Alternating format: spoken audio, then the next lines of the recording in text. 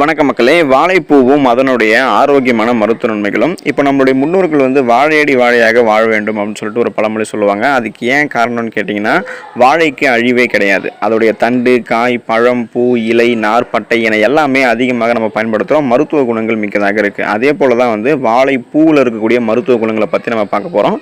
வாழைப்பூ பல்வேறு நன்மைகளை நமக்கு அளிக்குது. ஆரோக்கியத்திற்கு இந்த வாழைப்பூ ஏற்றதாக இருக்கிறதால வாழைப்பூ பொரியல், வாழைப்பூ வடை, வாழைப்பூ அடை, வாழைப்பூ தோசை அப்படின்னு பல விதங்களில் நம்ம வாழைப்பூவை வச்சு உணவுகளை தயாரித்து நம்ம சாப்பிட்டுட்டே இருக்கலாம். அந்த வாழைப்பூ குருத்தை கூட நம்ம பச்சையாக சாப்பிடலாம். வாழைப்பூவை நம்ம சாப்பிட்றதால என்னென்ன விதமான ஊட்டச்சத்துக்கள் நமக்கு கிடைக்குது, என்னென்ன விதமான நோய்கள் நமக்கு குணப்படுத்தப்படுது அப்படின்றத பற்றி தெளிவாக பார்க்க போகிறோம்.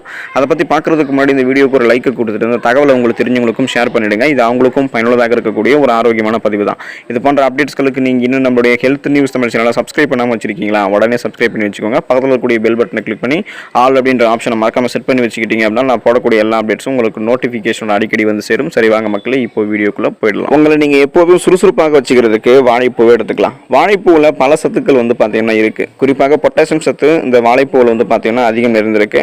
நீங்க வாரத்தில் ஒரு தடவை வாழைப்பூவை சமைத்து சாப்பிட்றதால நாள் முழுவதுமாகவே நீங்க சுறுசுறுப்பாகவும் உற்சாகமாகவும் இருப்பீங்க. உங்களுடைய மூளையும் எப்போதும் விழிப்போட இருக்கிறோம். அதுக்காக சுறுசுறுப்பாக நீங்க இருக்கிறதுக்கு வாழைப்பூவை எடுத்துக்கலாம்.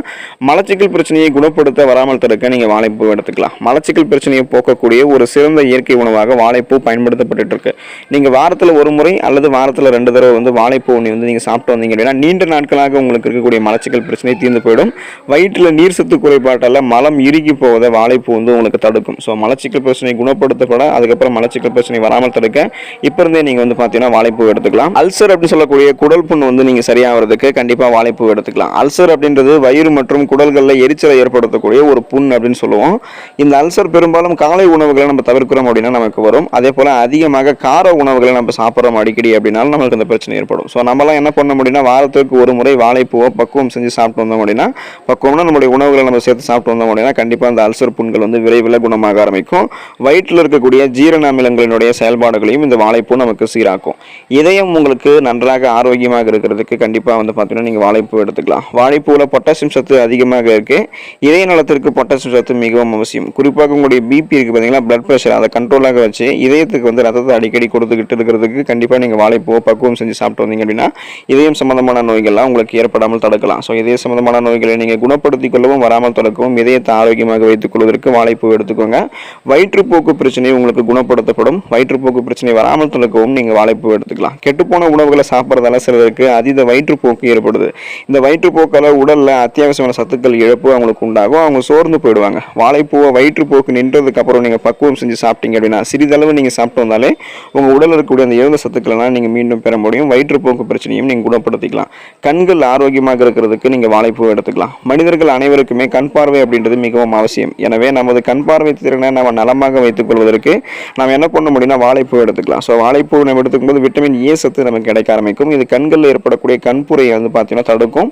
மேலும் விழிப்படலம், கருவிழி ஆகியவற்றின் நலத்தையும் உங்களுக்கு மேம்படுத்தும். கண் பார்வை உங்களுக்கு பார்த்தீங்கன்னா மங்கலாக தெரியுது அப்படின்னா அதை நீக்கி கண் பார்வை ஆரோக்கியமான முறையில் சரியாக தெரியறதுக்கு பார்த்தீங்கன்னா நீங்கள் கண்கள் சார்ந்த பல விதமான பிரச்சனைகளை குணப்படுத்திக்கவும் வராமல் தடுத்துக்கவும் கண்டிப்பாக நீங்கள் வாழைப்பூ எடுத்துக்கலாம். வாய் பற்கள் பிரச்சனை சரியாகிறதுக்கு வாழைப்பூ நீங்கள் எடுத்துக்கலாம். வாழைப்பூ நீங்கள் அடிக்கடி பக்குவம் செஞ்சு சாப்பிட்டு வந்தீங்க அப்படின்னா வாய் துர்நாற்றம் ஏற்படுவது தடுக்கும்.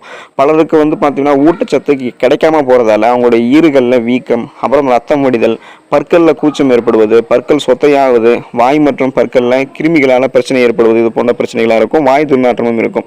ஸோ இது போன்ற அனைத்து பிரச்சனைகளுமே நீங்கள் வாழைப்பூ சாப்பிடுவதன் மூலமாக தீர்த்துக்கலாம். மூலம் அப்படின்னு சொல்லக்கூடிய ஒரு பெரும் பிரச்சனையை நீங்கள் வாழைப்பூ சாப்பிட்றது மூலமாக கொஞ்சம் கொஞ்சமாக குணப்படுத்திக்கலாம். மலச்சிக்கல், அப்புறம் ஒரே இடத்துல நம்ம தொடர்ந்து வேலை செய்பவர்களாக இருந்தோம் அப்படின்னா நமக்கு இந்த மூலம், பௌத்திரம் போன்ற பிரச்சனைகள் ஏற்படுவதற்கு வாய்ப்புகள் அதிகமாகும்.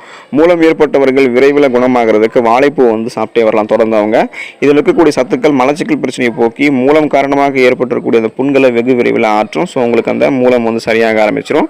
ரத்த சோகை அப்படின்னு சொல்லக்கூடிய அனிமியா பிரச்சனையை நீங்கள் கண்ட்ரோல் பண்ணிக்க வராமல் தடுக்க வாழைப்பூ எடுத்துக்கலாம். நமக்கு ரத்த சோகை குறைபாட்டில் ஏற்படுவது பார்த்தீங்கன்னா என்ன நடக்கும்னா, நம்மளுடைய பிளட்டில் ரெட் பிளட் செல்ஸ், ரத்த சிகப்பணுக்களுடைய எண்ணிக்கை குறைய ஆரம்பிச்சிடும். அப்படி குறையிறதால தான் நமக்கு ஹீமோகுளோபின் குறைஞ்சி அனிமியா அப்படின்னு சொல்லக்கூடிய ரத்த சோகை பிரச்சனை ஏற்படும். ஸோ இந்த மாதிரி டைமில் பார்த்தீங்கன்னா நீங்கள் ரத்த சோகை குறைபாடு இருக்கக்கூடிய குழந்தைகள், அதுக்கப்புறம் ரத்த சோகை இருக்கக்கூடிய ஒரு பருவ வயதினர் இருக்கக்கூடிய அந்த இளைஞர்கள் அவங்களாம் அதிகமாக இப்போ காணப்படுறாங்க. இருக்காங்க. அவங்கெல்லாம் வந்து அதிகமாக வாழைப்பூ வந்து வாரத்துக்கு ஒரு முறை சாப்பிட்டு வந்தாங்க அப்படின்னாலே அவங்களுக்கு வந்து ஹீமோகுளோபினுடைய அளவு அவங்களுடைய ரெட் பிளட் செல்ஸ் இன்க்ரீஸ் ஆக ஆரம்பிக்கும் ரத்தத்தில். ஸோ ரத்த சோகை பிரச்சனை உங்களுக்கு விரைவில் குணமாகும். ஸோ இந்த மாதிரி பிரச்சனைகள்லாம் உங்களுக்கு இருக்குது அப்படின்னா அதை நீங்கள் குணப்படுத்திக் கொள்ள தாராளமாக வாழைப்பூவை எடுத்துக்கலாம். வாழைப்பூ இந்த பிரச்சனைகள் எல்லாத்தையுமே உங்களுக்கு குணப்படுத்தும். ஸோ வாழைப்பூ சாப்பிடுங்க, இந்த பிரச்சனைகளை குணப்படுத்தி உங்களை நீங்கள் ஆரோக்கியமாக பார்த்துக்கோங்க. நலமோடு வாழுங்க. நன்றி மக்களே.